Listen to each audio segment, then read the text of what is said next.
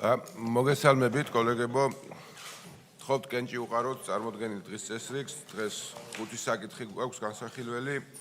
ალბათ დავიწყოთ პირველი საკითხით. ეს გახლავთ საქართველოს პარლამენტის წევრების მიერ საკანონმდებლო ინიციატივის წესით წარმოდგენილი საქართველოს კანონპროექტი ქალაქ თბილისის საზღვრებში და მიმდინარე ტერიტორიაზე არსებული მწვანე ნარგავებისა და სახელმწიფო ტყის განსაკუთრებული დაცვის შესახებ საქართველოს კანონში ცვლილების შეტანის თაობაზე მოხსენებელი საქართველოს პარლამენტის წევრი ქალბატონი მაია ბითაძე. ქალბატონო მაია, გისმენთ, გთხოვთ აღნიშნულ კანონპროექტთან დაკავშირებით მოახსენოთ.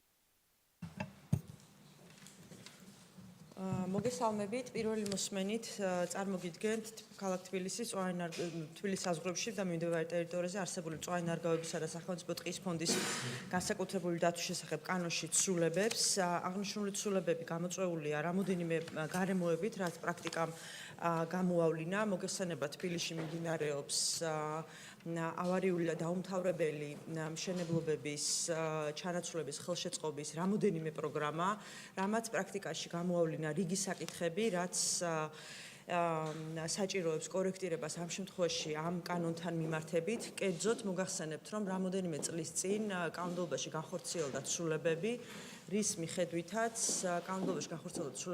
მიხედვითაც აიგრძალა სამშენებლო მოედანზე ხელმცენარეების სრული ჭრა და განისაზღვრა 25% და დანარჩენ მცენარეებზე გახდა სავალდებულო გადარგვის პრაქტიკის დანერგვა, რამაც თავის შედეგები ბუნებრივია გამოიღო და საკმაოდ იკლო, ასე ვთქვათ, ხელმცენარეების არამართებულმა ჭრებმა დედაქალაქის ფარგლებში მშენებლობის განხორციელების დროს, თუმცა რაც შეეხება ავარიულ და დაუმთავრებელ მშენებლობებს, გამომდინარე იქიდან, რომ აქ განსაკუთრებული პირობები გვაქვს დადგენილი, მათ შორის მშენებლობის განხორციელების სხვა პირობებთან მიმართებით და აუცილებელია ცვლილებების განხორციელება ამ დადგენილ 25%-იან ზღვართან მიმართებით, რადგან იქ შემთხვევაში როდესაც ასე ვთქვათ მცირე რაოდენობის ხეებთან გვაქვს საქმე, 25% შეიძლება იყოს პრაქტიკულად 4-დან ასე ვთქვათ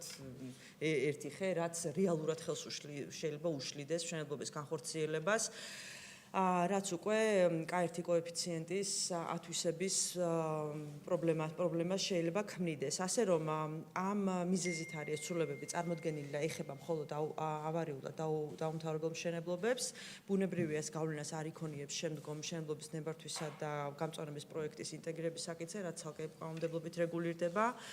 ასევე ამავე ცვლილებით არის წარმოდგენილი რამოდენიმე მცენარე, რომელიც 12 დიამეტრს არ უნდა აღემატებოდეს, რომლის ჭრა, ასე ვთქვათ, ამ 25%-ში და გადარგვის კატეგორიაში აღარ ჩაჯდება. ეს ის ხემცენარეებია, რომელიც ძირითადად კატლავანში, ეგრეთ წოდებულ კატლავანში ამოდის ხოლმე და ხშირად დგებოდა ამ მცენარეებთან მიმართებით პრობლემა. ეს არის ყველა ინვაზიური სახეობის მცენარეები, მათ შორის თუთა, ამერიკული ნეკერჩხალი, ხემყრალა და ასე შემდეგ, რომ და საუბარი არა, ასე ვთქვათ, დიდ მერქანზე, არამედ 12 სანტიმეტრამდე დიამეტრის მცენარეებზე, რომელიც ამონაყარის სახით არის ამოსული ძალიან ბევრ ტერიტორიაზე. სულ ეს არის პირველი მოსმენისთვის, რაც მინდოდა მეთქვა, თუ რაიმე კითხვები გაქვთ, თუ რა გიპასუხოთ. ალბათ მე მგონი სრულყოფილად და გასაგებად აგვიხსენით. კოლეგებო, კითხვები ხომ არ გაქვთ? გთხოვთ კენჭი უყაროთ რამოდენიმე კანონპროექტს. დიდი მადლობა, მადლობთ ქალბატონო მაია. ჩვენ გადავიდეთ შემდეგ საკითხზე. ეს გახლავთ საქართველოს მთავრობის მიერ საკანონმდებლო ინიციატივის წესით წარმოდგენილი საქართველოს კანონპროექტის საავტომობილო გზების შესახებ საქართველოს კანონში ცვლილების შეტანის თაობაზე და გამომდინარე კანონპროექტები მოხსენებელი საქართველოს ინფრასტრუქტურის მინისტრის მოადგილე ქალბატონი მზია გიორგობიანი. ქალბატონი მზია, ისმენთ. მოგესალმებით, წარმოგიდგენთ საკანონმდებლო ინიციატივას, რომელიც შედის საქართველოს გზების შესახებ, საავტომობილო გზების შესახებ კანონში და აქედან გამომდინარე დამატებით ორ კანონში, რომელიც შემოთავაზებული გვაქვს იმ ინიციატივიდან გამომდინარე, რომელიც საავტომობილო გზების შესახებ კანონში შედის ცვლილება. ძირითადი ეს არის პირველი მოსმენა და პრინციპულთან მიმართებაში მოგახსენებთ, რომ რეალურად აღნიშნული გამომდინარეობს ბოლო წლების განმავლობაში, გამომდინარე იქედან, რომ საკმაოდ დიდი ინვესტიცია განხორციელდა საავტომობილო გზების მოწესრიგებაში და ასევე შექმნასთან მიმართებაში. დღის წესრიგში დგება უკვე შექმნილი სახელმწიფო აქტივის მოვლასთან მიმართებაში და აქედან გამომდინარე ქვეყნების დაყრდნობით იმ გამოცდილებიდან, რომლებიც მაგალითად სხვა ქვეყნებში არსებობს, მიზანშეწონილად ჩაითვალა, რომ აღნიშნულისათვის შეიქმნა სპეციალური კომპანია, რომელიც შესაძლებლობას მოგცემს, რომ აღნიშნულ მაგისტრალზე, რომელიც არის სტრატეგიულად მნიშვნელოვანი მაგისტრალი ქვეყნის გამტანურიანობის უზრუნველყოფიდან გამომდინარე, შეიქმნას კომპანია, რომელიც უზრუნველყოფს აღნიშნული გზის მოვლას. რაც ყველაზე მნიშვნელოვანი არის, რომ დღეს ჩვენ უკვე აღარ ვსაუბრობთ უბრალოდ გზების საფარების მოწესრიგებასთან მიმართებაში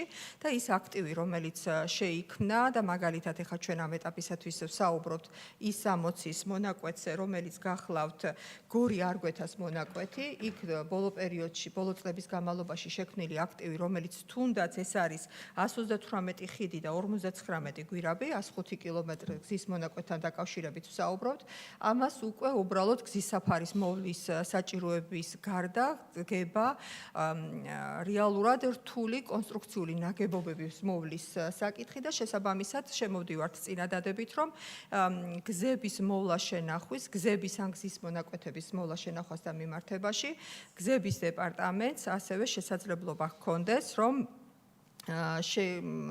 დაზუსტდეს აღნიშნული საკითხი და გზების დეპარტამენტს შესაძლებლობა ექნება, რომ მოვლა შენახვის მოვალეობის შესრულება სრულად ან ნაწილობრივ გადასცეს მის მართვაში არსებულ კერძო სამართლის იურიდიულ პირს.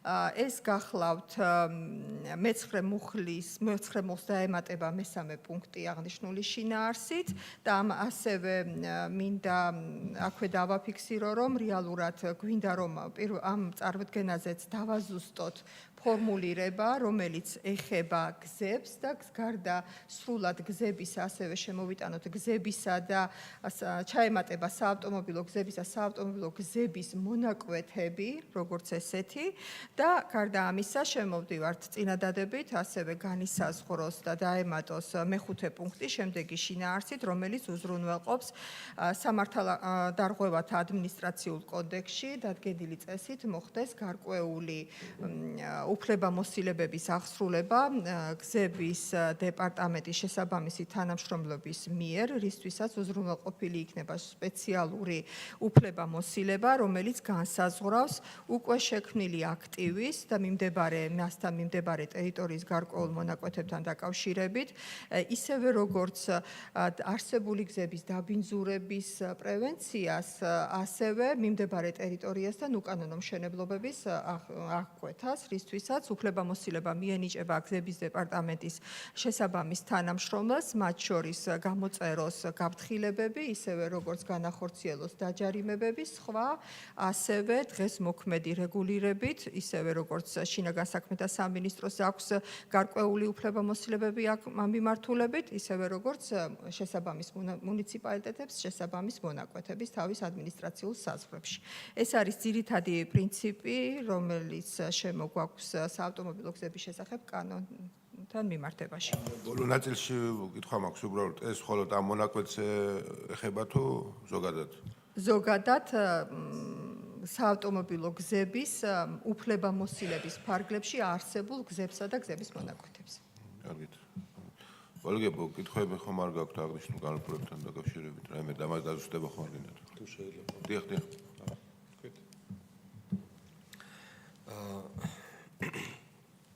რამდენი თანამშრომელი იქნება, ეს არის საინტერესო ამ გზის კომპანიაში,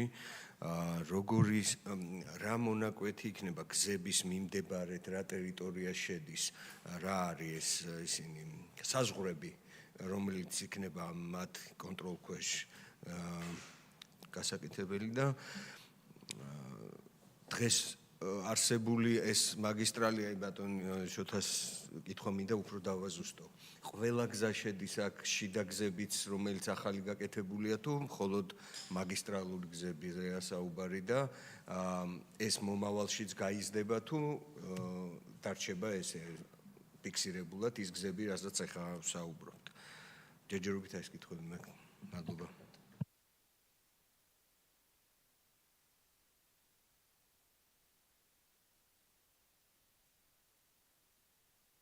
კი ბატონო. მადლობა კითხვისათვის. რეალურად მოდით ბოლოდან დავიწყებ. რეალურად აღნიშნული ეხება ამ ეტაპისათვის ეს 60-ის გორი არგვეთას მონაკვეთს, რომელიც სტრატეგიულად ახალი აშენებულია და შესაბამისად ყველაზე რთული კონსტრუქციული ნაგებობები გვაქვს თავისი მართვის შესაბამისი სისტემა გვაქვს ასაწყობი. ეს არის 105 კილომეტრი, როგორც უკვე აღნიშნე, მოიცავს 138 ცხიცსა და 59 გვირაბს, ამაზე გვაქვს საუბარი. ასევე, როდესაც ჩვენ საუბრობთ მიმდებარე ტერიტორიასთან დაკავშირებით და მიმდებარე პერიმეტრთან მიმართებაში, როგორც მოგიხსენებათ, ასევე განსაზღვრული არის, რომ სპეციალური სამშენებლო ნებართვის გაცემისათვის ასევე საჭირო არის, რომ აუცილებელი ნებართვა გახლავთ, რომ იყოს გზების დეპარტამენტისაგან გზის გარკვეულ მონაკვეთებზე, რეალურად გზის სრულ მონაკვეთზე 100 მეტრიან ზოლში გზების დეპარტამენტის თანხმობა, მასთან შეთანხმებული უნდა იყოს, ხოლო გარკვეულ მონაკვეთებში 200 მეტრიან ფარგლებში, შესაბამისად ამ გზის მონაკვეთზე, გარკვეულ მონაკვეთებზე და განსაზღვრული არის მთავრობის დადგენილებით ის მონაკვეთები, რომელ მონაკვეთებსაც ეხება ეს 200 მეტრიანი გაფართოება და ამ შემთხვევაში ამაზე ვსაუბრობთ, ხოლო რაც შეეხება თანამშრომლებთან მიმართებაში, აქ მინდა რომ გავშალო, რეალურად საუბარი გვაქვს 163 თანამშრომელზე, რომელიც იქნება კომპანიაში დასაქმებული 3. 163 თანამშრომელთან დაკავშირებით გვაქვს საუბარი. ამ თანამშრომლებისთვის და ზოგადად კომპანიისათვის შეძენილი იქნება სპეციალიზირებული ტექნიკა, რომელიც უზრუნველყოფს ამ გზების როგორც გაწმენდით, მოვლის ასევე მიმდებარე ინფრასტრუქტურის მოწესრიგების თვალსაზრისით. ამ ეტაპისათვის განსაზღვრული გვაქვს, რომ 119 ერთეული ტექნიკა დაგვჭირდება, რაც პირველადი შეფასებით გვაქვს გაკეთებული და ეს არის ძირითადად რაზეც ვსაუბრობთ. და ასევე განსაკუთრებით მინდა ხაზი გაუსვა, რომ როდესაც ჩვენ საუბრობთ რთულ საინჟინრო ნაგებობებზე, ამ ნაწილში ჩვენ ასევე მიმდინარეობს უკვე პროცესი, მათ შორის SCADA სისტემის აწყობასთან დაკავშირებით, ერთიანი მართვის სისტემა იქნება, როგორც გვირაბებთან მიმართებაში, ასევე გზებთან მიმართებაში და ხიდებთან მიმართებაში, რომელიც რეალურად საშუალებას მოგცემს ონლაინ რეჟიმში ვნახოთ გზაზე არსებული სიტუაცია, როგორც გზის მათ შორის ნაკადების მართვასთან მიმართებაში, ისევე როგორც რომ რეალურად უზრუნველყოფილი იყოს და არ იყოს შეფერხება რომელიმე გზის მონაკვეთთან მიმართებაში. და ჩვენ ვფიქრობთ, რომ ეს კომპანია მოგცემს ამის შესაძლებლობას, რომ გადასული ვიყოთ არა რეალურად შემთხვევის მოხდენის უკვე რეაგირებაზე, არამედ პრევენციულად განვახორციელოთ ის ღონისძიებები, რომელიც მნიშვნელოვანი იქნება, რომ 24/7-ზე და წელიწადის ნებისმიერ დროს იყოს გამტანური არის აღნიშნული გზის მონაკვეთი. უბრალოდ კარგი თქვით. ამაში შედის ალბათ გზაზე ხშირად ხდება ხოლმე ხანდახან საქონელი შუა გზაზე, რომელიც ამოდის, ესეც მათ მოვალეობაში იქნება ალბათ, რომ უზრუნველყოფილი იყოს ის უსაფრთხოება, რომელიც ამ ყველაფერთან არის დაკავშირებული მოსახლეობის რაღაცა ურადღებობის გამო. ჩვენ კანონიც გვაქვს როგორც ესეც შევა ალბათ, ხო, ეს მინდა დავაზუსტო. ესე იგი, დეუპასუხო, ხო? რეალურად ვმიჯნავთ ორ ნაწილად. ერთი არის შეპესე, რომელიც უზრუნველყოფილი იქნება და უზრუნველყოფს გზების მოვლა შენახვას და მეორე იქნება პრევენციის სახით, რომელიც უზრუნველყოფს მათ შორის დაბინძურების და ისევე როგორც უსაფრთხოების ნაწილს და ამისათვის შეიქმნება უშუალოდ გზების დეპარტამენტში ასე ვთქვათ, სამსახური, რომელიც უზრუნველყოფს მათ შორის ასეთი ტიპის ღონისძიებების პრევენციას, როგორიც იქნება ვთქვათ, პირუტყვის გადარეკვისა მისათვის სპეციალურ ტრასებზე თუ არ არის გადარეკვა, იმ შემთხვევაში ამის პრევენცია მოახდინოს და ისევე როგორც აღნიშნული სამსახური, რომელიც უშუალოდ გზების დეპარტამენტში იქნება შექმნილი დამატებითი სამსახური და ეს კიდევ დამატებითი თანამშრომლების რაოდენობა არის, ანუ 2-ად რომ გავყოთ ეს ნაწილი და ის უზრუნველყოფს უკვე მსგავსი ტიპის ქმედებებს, რომელიც მათ შორის მოიცავს იმ აღსრულების ნაწილში შეეხიდება როგორც შინაგან საქმეთა სამინისტროს, ასევე მუნიციპალიტეტებს ამ საერთაშორისო მნიშვნელობის გზებზე, რომლებიც დაფარული არის გზების დეპარტამენტის გამგებლობაში. ერთი დაზუსტება მინდა თუ შეიძლება აღნიშნულ კომპანიასთან დაკავშირებით ეს კერძო იურიდიული პირი რომ შეიქმნება თქვენ ძალიან რომ 119 ერთეული ტექნიკას შევიძენთ ხო დაახლოებით რა კაპიტალურ ხარჯებზე ვუყურებთ ამიტომ რომ ეს მნიშვნელოვანი რაოდენობაა და ბიუჯეტში თუ გაქვთ გათვალისწინებული აღნიშნული ხარჯები ესე იგი პირველი ეტაპისათვის ერთჯერადი კაპიტალური ხარჯი, რომელსაც ტექნიკისთვის მოვიაზრებთ, ეს გახლავთ დაახლოებით 63 მილიონი ლარი დღეს გარეშე, რასაც დაახლოებით ვთვლით, რომ აღნიშნული ტექნიკის შეძენისათვის დაგვჭირდება. ეს არის კაპიტალური ხარჯი, მიმდინარე ხარჯებთან მიმართებაში, რომელიც პოტენციურად დაგვჭირდება წლიურად დაახლოებით 7 მილიონი ლარი ამ 163 თანამშრომლისათვის, ისევე როგორც მათი ეკიპირებისათვის და თქვა სხვადასხვა სხვადასხვა აღჭურვილობა დაგვჭირდება თვითონ უზრუნველყოფილი, რათა სრულად გაიმართოს ეს ორგანიზაცია და სრულად ფუნქციონირებდეს. ბიუჯეტი მიმდინარე წლისათვის ჩვენი შიდა რესურსებიდან იქნება მობილიზებული როგორც სამინისტროს ასევე გზების დეპარტამენტის ბიუჯეტიდან, ხოლო მომავალ წლებში უკვე შესაბამისად უზრუნველყოფილი იქნება შესაბამისი კოდით, რომელსაც სახელმწიფო ბიუჯეტში გავაჩენთ. გითხავთ თუ კიდევ შეიძლება გასაგებია ეს ტექნიკის შეძენა ეს ერთჯერადი ინვესტიცია, რომელიც წლების განმავლობაში შემდეგ აღნიშნული ტექნიკით ხდება ასე რომ ვთქვათ, მომსახურება აღნიშნული გზის რეაბილიტაციის პროცესების დაახლოებით თუ დათვლილი გაქვთ რომ ამ შემთხვევაში რა განაზოგი შეიძლება გაკეთდეს რომ შევადაროთ რომ ეს რომ გაგვეტენდერები ასე რომ ვთქვათ გარე კომპანიასთვის იქ თუ რაღაც კაპიტალურ დანახარჯების ეფექტურობის ნაწილში რა ეკონომიას ველოდებით თუ გაქვთ დათვლილი ეს თვითონ ამ კომპანიასთან მიმართებაში ჩვენ ახლა რეალურად უკვე დანახარჯების ეკონომიაზე არ საუბრობთ, გამომდინარე იქედან რომ რეალურად დღევანდელი მოცემულობით მნიშვნელოვანი არის რომ ჩვენ აქცენტს ვაკეთებთ არა უბრალოდ გზების საფარის ბოლოსთან მიმართებაში, არამედ რეალურად ჩვენ გადავდივართ მართვის მოდელზე, რომელიც საჭიროებაც დადგა ამ გზის დამატებითი სხვადასხვა მონაკვეთების უკვე ექსპლუატაციაში შესვლიდან გამომდინარე. ამ შემთხვევაში ჩვენ უკვე გადავდივართ საერთოდ სხვა მოდელზე, რომელიც მართვის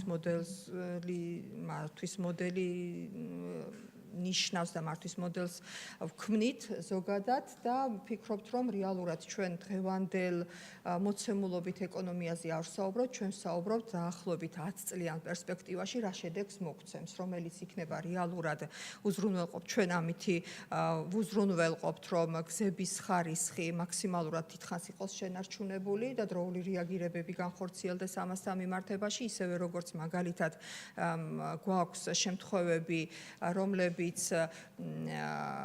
გზების გარკვეულ მონაკვეთებზე უკანონო გადაჭრების შემთხვევებიც ხდება და იმისათვის რომ რეალურად აღნიშნული პრევენცია მოვახდინოთ და ის შეთანხმებულ გაცემულ ნებართვებთან მიმართებაში სრულად იყოს აღნიშნული დაცული, შესაბამისად ვფიქრობთ რომ ამ თვალსაზრისით საკმაოდ დიდი დანაზოგი გვექნება 10 წლიან პერსპექტივაში. თუმცა ზუსტი ციფრები რომ 10 წლიან პერსპექტივაში რა გვექნება ამ ეტაპისათვის რთულია თქმა გამომდინარე იქედან რომ თუნდაც მთლიანი SCADA სისტემა არის ასაწყობი რომელიც უზრუნველყოფს მთლიანად ამ გამტარუნარიანობისთვის ონლაინ მონიტორინგის შესაძლებლობას. ქალბატონო მზია აქ ორი შეკითხვა მაქვს მეთქვეთა. პირველი შეკითხვა მდგომარეობის შემდეგში. თუ გზების ღირებულების რამდენი პროცენტი არის მოვლა პატრონობა, აი დაახლოებით რომ ვიცოდეთ და მომავალშიც რომ გავითვალისწინებთ, იმიტომ რომ ამ გზით ხარ შემოიფარგლება ჩვენი გზები, ძალიან ბევრ გზებს ვაშენებთ. და აი რამდენი პროცენტი არის მეინტენანსი რომ ვიცოდეთ დაახლოებით. და მეორე კითხვა არის ესეთი, თქვენ თქვით რომ 63 მილიონის ტექნიკა უნდა ვიყიდოთ და კიდე რაღაც. ხო არ შეიძლება ეს ტექნიკა ვიქირავოთ, იმიტომ რომ სადღაც ტექნიკის ღირებული 5 წელი არის, საერთოდ ეს ეძლებს ტექნიკა. უფრო იაფი ხوار დაждდება, ან რომელიმე კომპანიისგან ვიქირავოთ, უფრო მე მგონი იაფი დაждდება და დაიზოგება ბიუჯეტი. ეს არის შემდეგი კითხვა.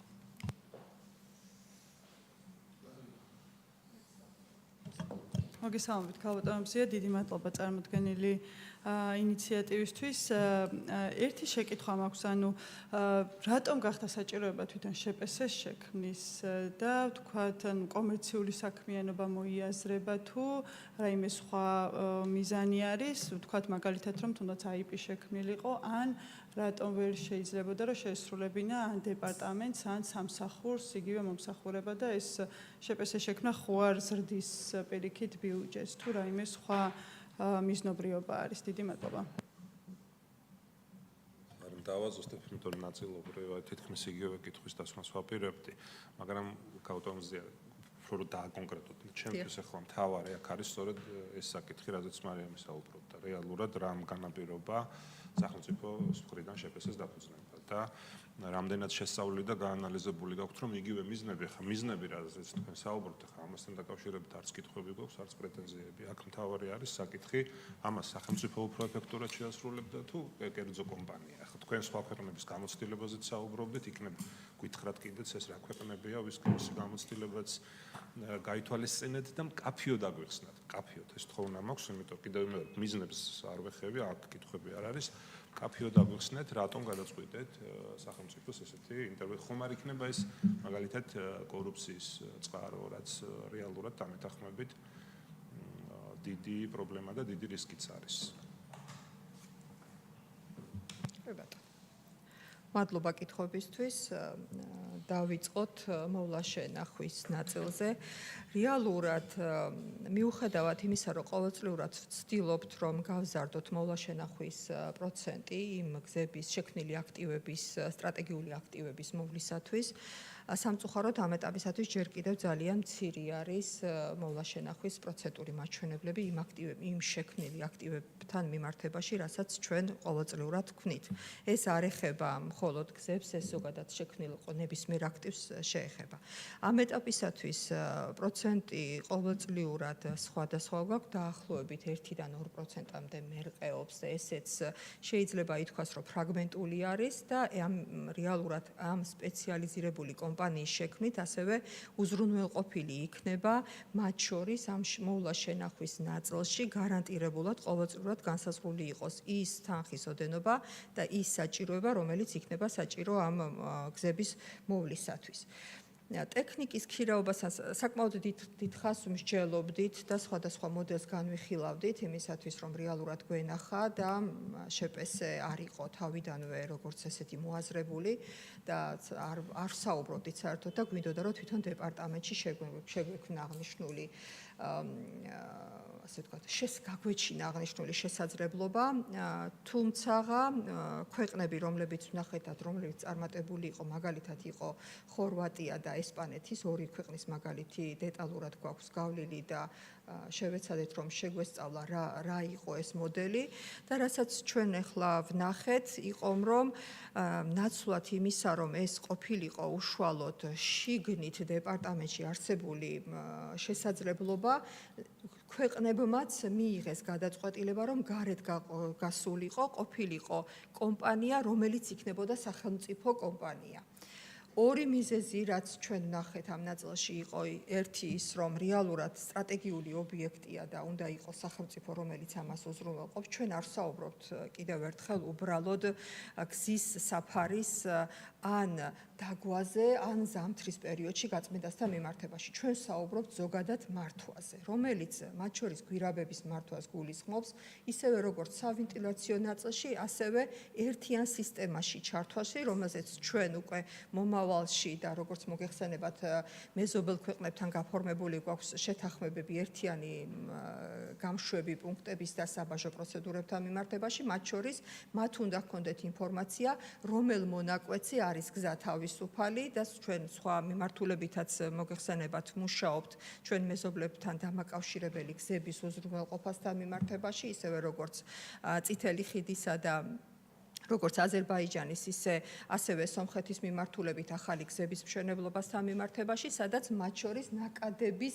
გადატყორცნის შესაძლებლობას მოგცემს. ჩვენ რეალურად შესაძლებლობა გვექნება, რომ ონლაინ რეჟიმში შევხედოთ მართვის ოთახიდან, რომ რომელ გზაზე არის დაბრკოლება, რომელ გზაზე არის ეს დაბრკოლება, რის გამო ეს არის მიმდინარე სამუშაოების შესრულება, თუ მეტეოროლოგიური მდგომარეობიდან გამომდინარე ეს არის და სჭირდება იქ გაწმენდა და გარკვეული საჭიროება დგება და ასევე რაც ყველაზე მნიშვნელოვანი არის, ასევე საბაჟოებს ექნება შესაბამისი ინფორმაცია დროულად ონლაინ რეჟიმში თუ რა მდგომარეობა გვაქვს გზასთან მიმართებაში. ამიტომ გახდა საჭიროება, რომ ყოფილიყო გარე სტრუქტურა, რომელიც მხოლოდ არ არის მარტო მიმდინარე სამუშაოებთან მიმართებაში და მიმდინარე ღონისძიებებთან მიმართებაში დაგეგმილი კომპანია, ეს იქნება საერთოდ დიდი ერთიანი სურათის დანახვასთან მიმართებაში.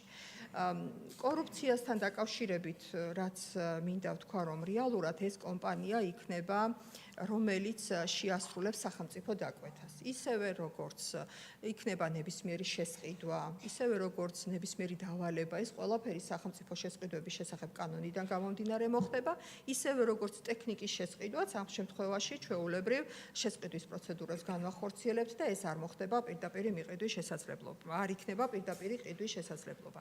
როდესაც ჩვენ საუბრობდით, გვექირავებია თუ გვეყიდა ტექნიკა და ვინ უნდა ყოფილიყო ამ ტექნიკის ასე ვთქვათ, მფლობელი, ამ შემთხვევაში, როდესაც ვისაუბრეთ და ტექნიკის ისეთი სპეციფიური ტექნიკა გვჭირდება, როგორც სპეციალური გადრეირები, სპეციალური ასე ვთქვათ, კალათები, რომელიც უზრუნველყოფს დღეს არსებული მიმდებარე ლანდშაფტის მოწესრიგებას, ისევე როგორც უზრუნველყოფს ზამთრის პერიოდში გაწმენდას, მათ შორის წინასწარ პრევენციას, სანამ თოვლი მოვა გარკვეული ტიპის ტექნიკის შესყიდვას, ესეთი ტექნიკა ჩვენს ბაზარზე არ არის. რომ შემოვიდეს ესეთი ტიპის ტექნიკა, ის დაინტერესებული არ იქნება, რომ მოგაქირაოს გამომდინარე იქედან, რომ საკმაოდ დიდი ცვეთის დარიცხვის საჭიროება დგება და აქედან გამომდინარე ის, რომ მოგაქირაოს და რომელიც შემდეგი წლის შემდეგ, ერთი წლის შემდეგ უკვე შეიძლება რომ არ იყოს ისეთ მდგომარეობაში, როგორც საჭირო არის და პლუს, როდესაც საჭიროება დადგებოდა, რომ სწრაფი რეაგირება მოხდეს თუ დაზიანება არის ან შეკეთების საჭიროება, ამასაც მერე უკვე სახელმწიფო უზრუნველყოფდა თვითონ ამ კომპანიის მეშვეობით. ამიტომ შევეცადეთ, რომ ეს ნაწილი მიუხედავად იმისა, რომ ტექნიკის პირველადი ხარჯი საკმაოდ დიდი იქნება, ისევ შეგვეძინა და არ გვექირავებია, რადგან ბაზარზე არ არის შესაძლებლობა, რომ ყველა ტექნიკა იქირაო. მადლობთ. ყველგან კითხვები ხომ არ გვაქვს დამატებით, რამე დასუსტება ხარ. გთხოვთ კენჭი უყაროთ წარმოდგენ კანონ პროექტს ვინ არის მომხრე? გიორგი თქვენ? მადლობთ. მადლობთ ქალბატონებზია. გადავიდეთ შემდეგ საკითხზე. ეს გახლავთ საქართველოს მთავრობის მიერ საკანონმდებლო ინიციატივის წესით წარმოდგენილი საქართველოს კანონ პროექტი საჯარო შესყიდვების შესახებ საქართველოს კანონში ცვლილების შეტანის თაობაზე და გამომდინარე კანონ პროექტები. მომხსენებელი საქართველოს მთავრობის საპარლამენტო დივანი ბატონი ვახტანგ ბაჩიაშვილი, ბატონ ვახტანგ გიხსნით. მოგესალმებით, წარმოგიდგენთ საჯარო შესყიდვების შესახებ საქართველოს კანონში განსახორციელებელ ცვლილებებს, რომელსაც თან სდევს თამდევი კანონ პროექტები. კანონ პროექტით გათვალისწინებულია საჯარო შესყიდვების შესახებ საქართველოს კანონის ამოქმედების ვადის გადაწევა 2027 წლის ნაცვლად ამოქმედეს 2030 წელს. აღნიშნული გადაწყვეტილების მიღება განპირობებულია რამდენიმე ფაქტორით. ერთ-ერთი ძირითადი ფაქტორი კი გახლავთ ევროკომისიის მიერ 2025 წლის მაისში მიღებული სტრატეგია, რომლითაც როდესაც დირექტივები, რომელიც საქართველოს კანონში საჯარო შესყიდვების შესახებ იმპლემენტირებული იქნა, შეფასდა როგორც ზედმეტად ფრაგმენტული ადმინისტრაციული ტვირთის დამკისრებელი თვითონ შემსყიდველი ორგანიზაციებისათვის და ამავდროულად გარკვეული ბარიერების შემქმნელი მცირე და საშუალო ბიზნესისათვის. ევროკომისიის აღნიშნულ სტრატეგიაში ხაზგასმულია და ცალსახად დაფიქსირებულია, რომ ეს დირექტივები საჭიროებს გადახედვას და გადახედვის მიზანი არის ისეთი სამართლებრივი და ადმინისტრაციული ჩარჩოს შექმნა, რომელიც შემსყიდველ ორგანიზაციებს ერთი მხრივ არ შეუქმნის პრობლემას შესყიდვების ეფექტურად განხორციელებისათვის და მეორე მხრივ მიმწოდებლებს, ანუ ეკონომიკურ ოპერატორებს, განსაკუთრებით კი მცირე და საშუალო ბიზნესს არათანაბარ და არაკონკურენტულ გარემოში არ ჩააყენებს. იქიდან გამომდინარე, რომ ჩვენი დღევანდელი სახელმწიფო შესყიდვების ბაზარი მოიცავს და აერთიანებს დაახლოებით 4800-მდე შემსყიდველ ორგანიზაციას და სისტემაში ფიქსირებულია 60,000-მდე მიმწოდებელი. ჩვენ ვფიქრობთ, რომ იმ ფონზე, როდესაც გათვალისწინებულია და მოსალოდნელია წლის ბოლოს უკვე ახალი დირექტივების მიღება ევროკომისიის მხრიდან, რომელმაც კარდინალურად უნდა გადაამუშაოს და ახალი პლატფორმები შემოგთავაზოს შესყიდვის პროცედურების, ამ მექანიზმის ამოქმედება და შემდგომში დინამიური დაახლოების პერსპექტივიდან გამომდინარე კიდევ ერთხელ ცვლილებების შემოტანა გაართულებს როგორც შემსყიდველი ორგანიზაციების საქმიანობას, ისევე მიმწოდებლებისთვისაც შესაძლებელია იქნეს შემაფერხებელი. აქედან გამომდინარე ვფიქრობთ, რომ გადავწიოთ მისი ამოქმედება 3 წლის ვადით, ეს 3-წლიანი პერიოდი კი გამოყენებული იქნეს იმისათვის, რომ დირექტივები, რომლებიც დაინერგება და შემდგომში მერე წევრი სახელმწიფოების მხრიდან მისი იმპლემენტაცია მოხდება თავიანთ ეროვნულ კანონმდებლობაში, გონივრულად იქნეს გააზრებული და შესაბამისად ქართულ კანონმდებლობაში სათანადოდ დანერგილი. ამავე ცვლილების ნაწილია სერტიფიცირებული სპეციალისტების ამოქმედების ვადის გადაწევაც, კერძოდ კანონით გათვალისწინებულია დღესდღეობით, რომ სერტიფიცირებული სპეციალისტები აქ იგულისხმება უკვე სპეციალისტები, რომლებიც შემსყიდველ სტრუქტურულ ერთეულში საქმიანობენ, უკვე ამ ახალი კანონის შესაბამისად სპეციალურ სერტიფიკატს უნდა ფლობდნენ, პროფესიულ სერტიფიკატს, რომლითაც მათი, ასე ვთქვათ, პროფესიული ცოდნა დასტურდება შესყიდვების დარგში. გათვალისწინებული იყო 2029 წლისთვის ამ ნორმების ამოქმედება, რომ ყველა შემსყიდველ ორგანიზაციას ყოლოდა ასეთი პირი. ეს 3-წლიანი პერიოდი აღებული იქნა იმისათვის, რომ ამ შემთხვევაში პრაქტიკაში ესწავლათ იმ შემსყიდველ ორგანიზაციების თანამშრომლებსაც, ასე ვთქვათ, ის სიახლეები და არ მომხდარიყო მათი რესურსის სწრაფად დაკარგვა, თვითონ შემსყიდველი ორგანიზაციების მხრიდან გადამზადებული იყვნენ და შემდგომში ჩაებარებინათ, ეს ვადაც გადაიწევა 2022 წლამდე. ვადის გადაწევა არ ნიშნავს იმას, რომ საქართველოს მთავრობა უარს აცხადებს იმ ცალკეული დირექტივების ან რეგულირებების შემოღებაზე და აღიარებაზე, რომელიც ჩვენი შეფასებით არის ძალიან მნიშვნელოვანი და ხარჯების დაზოგვას და ეფექტურობას უწყობს ხაზს. ამის დასტურიც არის მაგალითად წინა სასესიო კვირას მიღებული და ჩვენ მიერ შემოთავაზებული ცვლილებები, რომლებიც გულისხმობს შესყიდვების შესახებ ახალ კანონში ქვეკონტრაქტორის ინსტიტუტის გაჩენას, ჩარჩოს შეთანხმებისა და ელექტრონული კატალოგის შემოტანას, ასევე ნორმების გაჩენას, რომელიც საჯარო კონტრაქტ უფლების მოპოვებას უზღუდავს იმ ეკონომიკურ ოპერატორებს, რომელთა დამფუძნებლები ან მმართველობის სფეროში მყოფი პირები არიან ეკონომიკურ დანაშაულში მსჯავრდებულები და სახელმწიფო შესყიდვების დარეზერვება. 4-ვე ეს ინსტიტუტი გახლავთ სწორედ ამ საჯარო შესყიდვების შესახებ კანონით გათვალისწინებული. ამავდროულად მათი ამოქმედება 2027 წლიდან იყო გათვალისწინებული, თუმცა იმ ცვლილებით, რომელიც ჩვენ წარმოვადგინეთ, მათი დანერგვა ეტაპობრივად 2027 წლამდე მოხდება და ვფიქრობთ, რომ ეს ისეთი ინსტიტუტებია, რომელიც სამომავლოდაც არ გადაიხედება უკვე იმ პერსპექტივის ფარგლებში, რომელიც ამ დირექტივებთან მიმართებით არსებობს.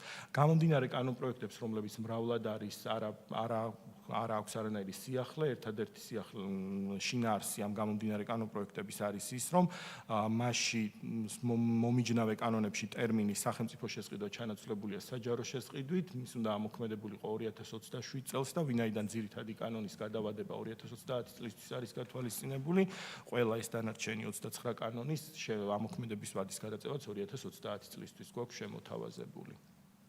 ლობთ, რა ვიცი, გასაგებია გასაგებია ლოგიკა. უბრალოდ კონკრეტულად ეს თარიღი 2030 წლის 1 იანვარი, ხო, თუ არ ვცდები. ნაწილობრივ თქვით კიდეც, მაგრამ კიდევ უფრო კარგად რო განმარტოთ, რატომ მაგათ 2030 და არა 29 ან 31, ან კონკრეტულად ეს თარიღი რა ლოგიკიდან გამომდინარე თავაზობთ ამ თარიღს და არ მაგალითად სხვა თარიღს და რატომ ჭირდება ეს დრო, ეს რა გახსნათ რა. მადლობა შეკითხვისთვის. პირველ რიგში ჩვენ დაახლოებით ველოდებით, რომ წლის ბოლოს უნდა იყოს ახალი დირექტივები მიღებული, თუმცა ხა ზუსტად რომ ამ შემთხვევაში არ ვიცით. ამ დირექტივების გადმოტანა მექანიკურად ისე რომ არ ვნახოთ მისი ეფექტი თვითონ ევროკავშირის წევრი ქვეყნების კანონმდებლობაში, როგორ მოხდება მისი იმპლემენტაცია, დანერგვა, შემდგომში გამოყენება, ვფიქრობთ, რომ ისევ იგივე პრობლემის წინაშე დაგვაყენებს. ამიტომ სამწლიანი პერიოდი ყველაზე მაქსიმალური პერიოდია ჩვენი აზრით, როდესაც სურათის დანახვა უკვე ნათელი იქნება, როგორია ეს დირექტივები, როგორ მუშაობს და აქედან გამომდინარე ეს საკითხი კიდევ ერთხელ აღარ დადგება, რომ შესყიდვების კანონი გადავდოთ თუ ამოქმედება გადავდოთ თუ არ გადავდოთ, ან სამწლიანი პერიოდი ყველაზე მაქსიმალური პერიოდია, რომელსაც ვფიქრობთ, რომ ამ შემთხვევაში სწორი და ლოგიკური იქნებოდა. თუ კითხვები არ აქვს, თხოვთ კენჭისყრაზე დავაყენოთ აღნიშნული საკითხი, ვინ არის მომხრე? ზოგიერთ თქვენ ახაც თავსი გაარგეთ. გადავედით მეოთხე საკითხზე. ბატონო ვახტანგ, მადლობა. ეს გახლავთ საქართველოს მთავრობის მიერ საკანონმდებლო ინიციატივის წესით წარმოდგენილი საქართველოს კანონპროექტი წყალმომხმარებელთა ორგანიზაციის შესახებ საქართველოს კანონში ცვლილების შეტანის თაობაზე მოხსენებელი საქართველოს გარემოს დაცვისა და სოფლის მეურნეობის მინისტრის მოადგილე ბატონი ზურაბ ეზოგბაია. ბატონო ზურაბ, ისმენთ. მოგესალმებით, წარმოგიდგენთ კანონპროექტს წყალმომხმარებელთა ორგანიზაციების შესახებ საქართველოს კანონში ცვლილების შეტანის თაობაზე. კანონპროექტი წარმოდგენილია გამარტივებული წესით განსახილველად და ითვალისწინებს მხოლოდ ერთ შესწორებას მოქმედ კანონში, ეს არის გარდამავალი დეგულეები 29 მუხლის მერვე პუნქტი, სადაც გვინდა ვადის გადაწევა ვალდებულების შესასრულებლად. ეს ვალდებულება გულისხმობდა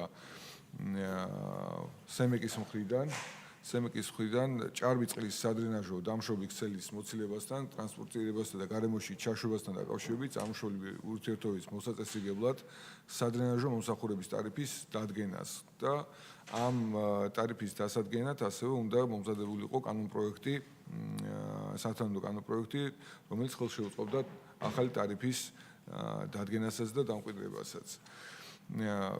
დღეს მოქმედი რედაქციით კანონი ითვალისწინებს ამვალდებულების შესრულებას 2027 წლამდე, რაც გულისხმობს 2026 წლის შემოდგომის პერიოდში უნდა იქნეს ტარიფის დადგენილი და კანონის მიღებული. ობიექტურად არსებობს გარემოებები, რომლებიც ხელს უშლიან ამ პროცესის დროულად წარმართვას, მათ შორის დავასახელებ პირველ რიგში იმას, რომ საქართველოს მელიორაცია, რომელიც არის პირველადი წყალმომხმარებელი და წამყვანი ორგანიზაცია ამ სფეროში, საქართველოს მელიორაციის მხრიდან ხორციელდება მთელი რიგი ინფრასტრუქტურული პროექტებისა საქართველოს მასშტაბით, მათ შორის დასავლეთ საქართველოში ამ პროექტების რეალიზაციის ვადები არის მრავალწლიანი, ძირითადად არის 2 წლიანი პროექტები. ერთ-ერთი მსხვილი პროექტი არის 2025 წლის ბოლოს აღებული კომპანიის მხრიდან და ამ ინფრასტრუქტურული პროექტების რეალიზაციაზე დიდად იქნება დამოკიდებული ტარიფის დადგენა და მეთოდოლოგიური საფუძვლების მიხედვით შესაბამისი შეფასების გაკეთება სადრენაჟო სფეროში, შესაბამისი სამელიორაციო ინფრასტრუქტურის მოსაწყობად. გამომდინარე ზემოაღნიშნულიდან შემოთავაზებულია 2 წლით ვადის გადაწევა ამ ნაწილში და 2027 წლის ნაცვლად 2029 წლამდე აღნიშნული ვალდებულების შესრულება. ესეც არის მაქსიმალური ვადა, რომლის განმავლობაშიდაც როგორც კი გვექნება ჩვენ შესაბამისი ინფრასტრუქტურული პროექტები მიყვანილ იმ დონემდე, რომ ტექნიკური მდგომარეობის შეფასება დრენაჟის მომსახურების სფეროში შესაძლებელი გახდება და სემეკის მხრიდან დადგინდება მეთოდოლოგია, შესაბამისად ჩვენ განვახორციელებთ მოქმედებას როგორც კანონპროექტის მისაღებად, ასევე ტარიფის დასადგენად და გადასაწყობად. ვთხოვთ ხარ დაუჭიროთ ამ ინიციატივას. კითხვები ხომ არ გვაქვს აღნიშნულთან დაკავშირებით? წინადადება მაქვს, რომ ხარი დაუჭიროთ გადაწევას, ვინ არის მომხრე? მადლობთ. ბატონო ზურაბ, დიდი მადლობა. გადავიდეთ შემდეგ საკითხზე, ეს გახლავთ საქართველოს პარლამენტის წევრების მიერ საკანონმდებლო ინიციატივის წესით წარმოდგენილი საქართველოს კანონპროექტი საქართველოს სივრცის დაგეგმარების, არქიტექტურული და სამშენებლო საქმიანობის კოდექსში ცვლილების შეტანის შესახებ და არქიტექტურული საქმიანობის შესახებ საქართველოს კანონში ცვლილების შეტანის თაობაზე. მოხსენებელი საქართველოს პარლამენტის წევრი ბატონო ირაკლი მეზურნიშვილი, ბატონო ირაკლი გისმენთ. მოგესალმებით, ძვირფასო კოლეგებო, წარმოგიდგენთ კანონპროექტებს საქართველოს სივრცის დაგეგმარების, არქიტექტურული და სამშენებლო საქმიანობის კოდექსში ცვლილების შეტანის შესახებ და არქიტექტურული საქმიანობის შესახებ საქართველოს კანონში ცვლილების შეტანის თაობაზე.